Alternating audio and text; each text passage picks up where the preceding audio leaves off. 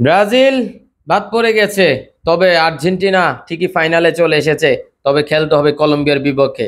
আপনার প্রেডিকশন কি, ফাইনালে কত কত গোল হতে পারে জানাই দেন কমেন্টে। আর্জেন্টিনা এবং কলম্বিয়া কোপা আমেরিকার ফাইনালে চলে এসেছে। আপনাদের আর্জেন্টিনা কলম্বিয়াকে হারিয়ে আদৌ ফাইনাল দিতে পারবে কিনা? ব্রাজিলের সমর্থক যারা আছেন আমাদের উপমহাদেশের, তারা তো মনে প্রাণে চাইবে কলম্বিয়া জিতে যাক। যদিও কলম্বিয়ার কাছে ব্রাজিল সরাসরি এই কোপা আমেরিকায় হারে নাই, তারা হেরেছে উরুগুয়ের কাছে। সেই উরুগুয়েকে সেমিফাইনালে 1-0-তে হারিয়েছে কলম্বিয়া আজকে, এবং তারা ফাইনালে চলে এসেছে আর্জেন্টিনার বিপক্ষে খেলার জন্য। আর্জেন্টিনার শুরুটা আসলে কেমন ছিল, কলম্বিয়ার শুরুটা আসলে কেমন ছিল এই কোপা আমেরিকায়, সেটা আপনাদের একটু জানাই দেই। আর্জেন্টিনা এবং কানাডার প্রথম ম্যাচ ছিল, সেখানে আর্জেন্টিনা 2-0-তে জিতেছে।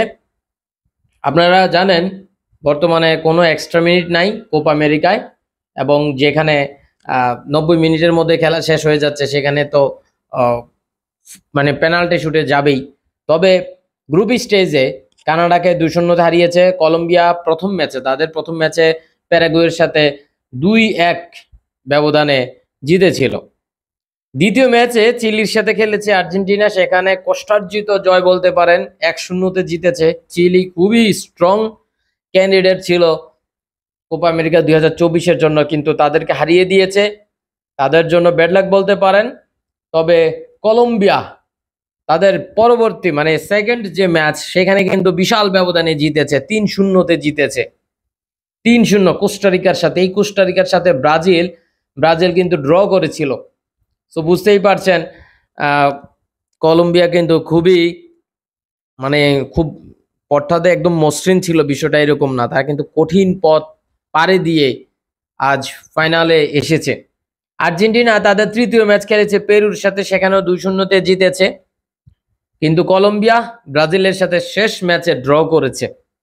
তবে কলম্বিয়া গ্রুপ চ্যাম্পিয়ন হিসেবেই কোয়ার্টার ফাইনালে চলে যায়, আর্জেন্টিনাও গ্রুপ চ্যাম্পিয়ন হিসেবে কোয়ার্টার ফাইনালে চলে যায়। কোয়ার্টার ফাইনালে আর্জেন্টিনা খেলেছে ইকুয়েডরের সাথে। ইতিমধ্যে ব্রাজিল বাদ পড়ে গেছে। ইকুয়েডরের সাথে 1-1 ড্র হয়েছে 90 মিনিটে, তারপর পেনাল্টি শুটে 4-2, অর্থাৎ আমরা সেখানে বাজ পাখি ইমিলিয়ানো মার্টিনেজের ভেলকি দেখেছি। অন্যদিকে কলম্বিয়া খেলেছে পানামার সাথে, ওরা 5টা গোল দিয়েছে।